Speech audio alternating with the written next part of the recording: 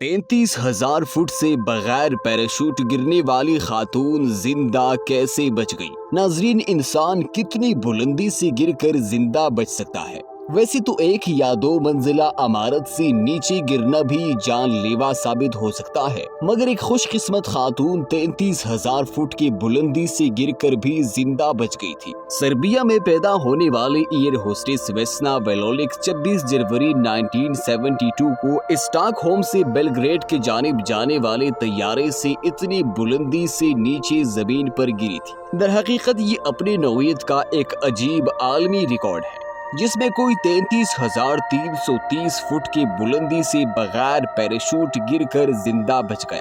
उस वक्त वेस्ना की उम्र 22 साल थी और उन्हें एयर होस्टेस के तौर पर काम करते हुए अभी 8 माह हो चुके थे। लंदन में सफर के दौरान अंग्रेजी सीखने के बाद उन्हें हवाबाजी से मोहब्बत हुई थी और उन्होंने एक दोस्त को एयर होस्टेस की शक्ल में दुनिया का सफर करते देखा था, तो खुद भी ये काम करने लगी।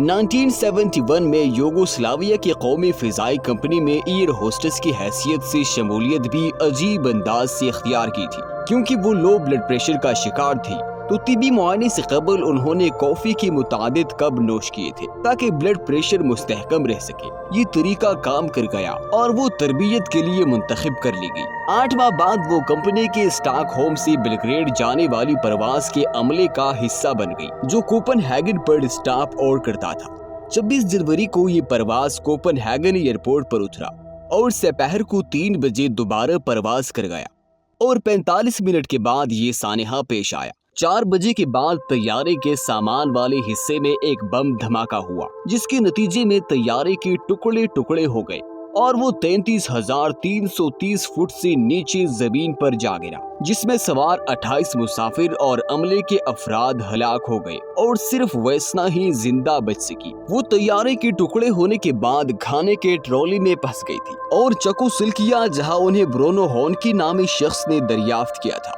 जो कि जंग अजीम दोम के दौरान तिबी रजाकार रह चुका था। जमीन से टकराने के बाद एयर होस्टेस की दोनों टांगे टूट गई थी, जबकि खोपड़ी और पसली समेत मुतादिद जगहों पर फ्रैक्चर हुए थे। ब्रूनो ने उन्हें प्राग के अस्पताल तक पहुंचाया, जहां उन्होंने मुतादिद दिन कोमा में गुजारे। खोपड़ी के फ्रैक्चर के साथ वेस्ना को ब्रेन हेमरेज भी हुआ था, जिससे यादाश्त गायब हो गई थी और वो 1 माह तक कुछ भी याद नहीं कर सकी।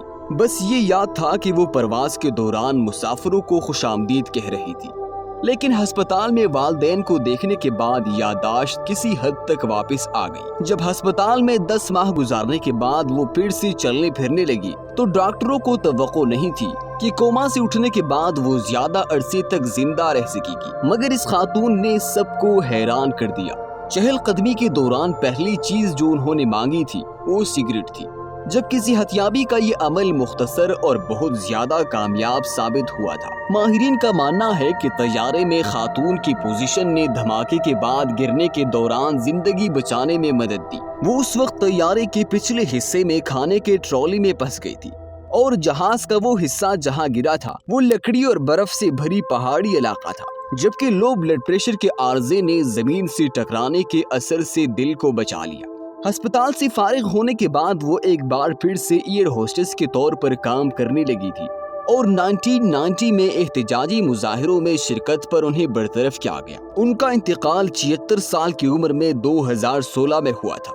नाज़रीन, इस खूबसूरत वाक़े को अपने दोस्तों के साथ भी शेयर जरूर कीजिएगा और मजीद ऐसी वीडियोस देखने के लिए हमारे चैनल को सब्सक्राइब कर दें।